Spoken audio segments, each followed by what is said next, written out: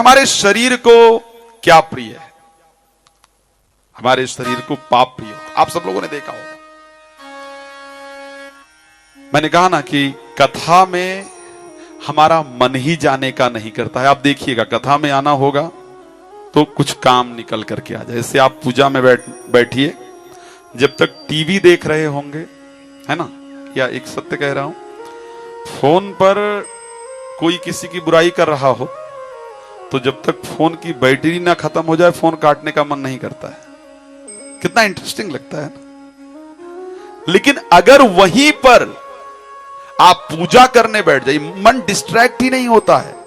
कोई बुराई कर रहा होगा, कुछ किसी के बारे में कुछ उल्टा सीधा बोल रहा होगा, आपके दिमाग में सब कुछ फीड होता चला जाएगा और मन आपका फोन काटने का कर ही नहीं रहा होगा। लेकिन वहीं पर जब आप भगवान की पूजा करने बैठते हैं, भगवान की आराधना करने बैठते हैं, मैं सत्य कहता हूं 1000 चीजें आपके दिमाग में आती।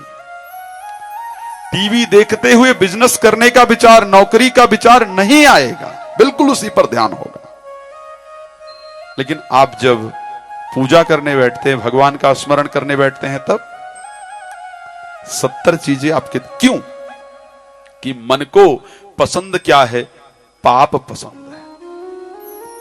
विभीषण जी ने कहा कि सहज पाप प्रिय तामस देहा और जथा उलूक हितम परनेहा। इस मन को, इस शरीर को पाप पसंद है।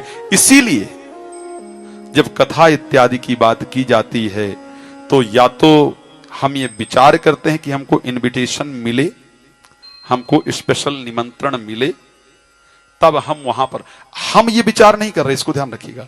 ये हमारा पाप नहीं चाहता है कि हम वहां तक पहुंचे। इसको पता है कि अगर वहां तक पहुंचे और 4 शब्द कान के अंदर गए तो ऐसा ना हो कि मुझे निकलना पड़े। इसलिए ये पाप चाहता ही नहीं है कि आप कथा में आए, बैठें और कथा को श्रवण करें। तो गोस्वामी जी कहते हैं क्योंकि वो आनंद का स्वरूप है। लेकिन कथा के लाभ क्या क्या है, मैं उस आनंद के स्वरूप पर चर्चा करते हुए आगे चल रहा हूं। वृंदावन की घटना है। एक माता रोज दही बेचने की जाया करे वृंदावन में। एक दिन उसका दही जल्दी बिक गया। अब जब दही जल्दी बिक गया तो उसने सोचा कि जल्दी घर जाकर के क्या करूंगी। एक जगह कथा चल रही थी, उसने सोचा उस कथा को ही श्रवण कर लेती। जब कथा श्रवण कर रही थी तो वहां पर जो व्यास जी थे, जो आचार्य थे, उन्होंने कहा कि परमात्मा के नाम के स्मरण से व्यक्ति भवसागर पार हो जाता है। भगवान के नाम के स्मरण से व्यक्ति भवसागर पार हो जाता है। तो उस वृद्ध माता ने सोचा कि भवसागर कोई बहुत बड़ी नदी होगी जिसको लोग करके नाम लेके पार हो जाते होंगे। तो मैं रोज यमुना जी क्रॉस करके आती हूं और वहां पर मुझे 10 पैसे देने पड़ते हैं।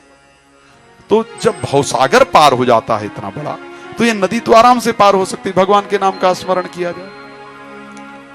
अब उसने निश्चय किया कि आज से भगवान का नाम स्मरण करूंगी, नाव में पैसे खर्च नहीं करूंगी, नदी में चली जाऊंगी।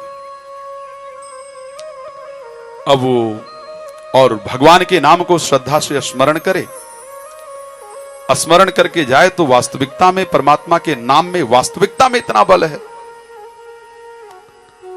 वो आराम से नदी में, जिस यमुना में डूबने की परिस्थिति है, उस यमुना में वो आराम से ऐसा लगे जैसे सूखे में जा रही है और निकल कर चली जाए। अब बहुत दिन तक जब उसको दही बेचते, अब रोज रोज पैसे बचे जो पैसे रोज लगाती थी।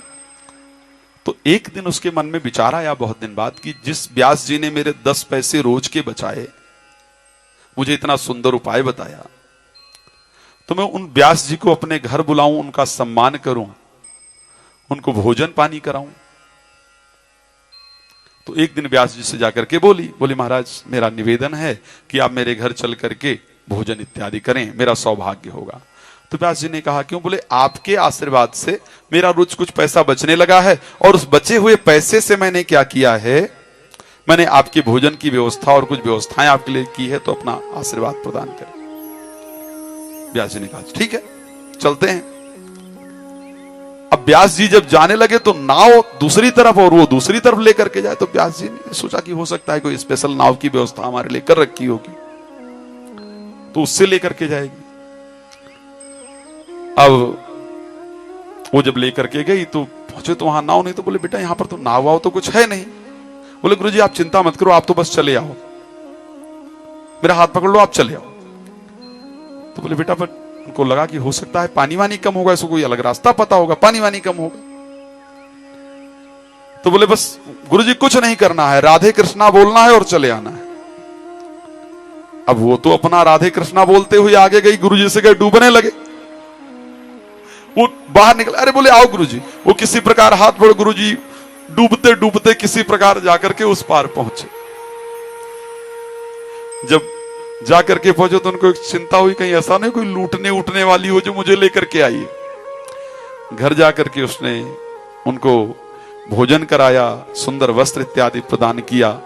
फिर जाकर के उसने कहा कि महाराज आपने एक कथा के अंदर ये कहा था और मैं उससे रोज उसी नाम का स्मरण करके और रोज यमुना जी को पार करती हूं, उसी पैसे को मैंने बचाया था जिससे मैं आपकी सेवा कर पाई। तो गुरुजी को लगा कि परमात्मा श्रद्धा से कथा श्रवण करने से और परमात्मा के स्मरण से जीवन में कितना कुछ हो सकता है, कितना कुछ प्राप्त हो सकता है। तो क्योंकि हम 7 दिन बैठ करके उस आनंद स्वरूप परमात्मा का स्मरण करेंगे, परमात्मा के नाम का गायन करेंगे, मैं सत्य कहता हूं कि यदि श्रद्धा से हम उस परमात्मा के नाम का गायन करेंगे, चिंतन करेंगे, तो हमारे जो जन्म की कामना है, जो हमारे जन्म की इच्छा है, वो जरूर पूर्ण होगी। और इसीलिए मैं कहता हूं जो भी कामना है उसको लेकर के यहां बैठ जाइएगा, भगवान की कृपा से वो आपके मनोरथ जरूर 7 दिन इस कथा को श्रवण करने से 1 वर्ष के अंदर पूर्ण होंगे, चाहे जितना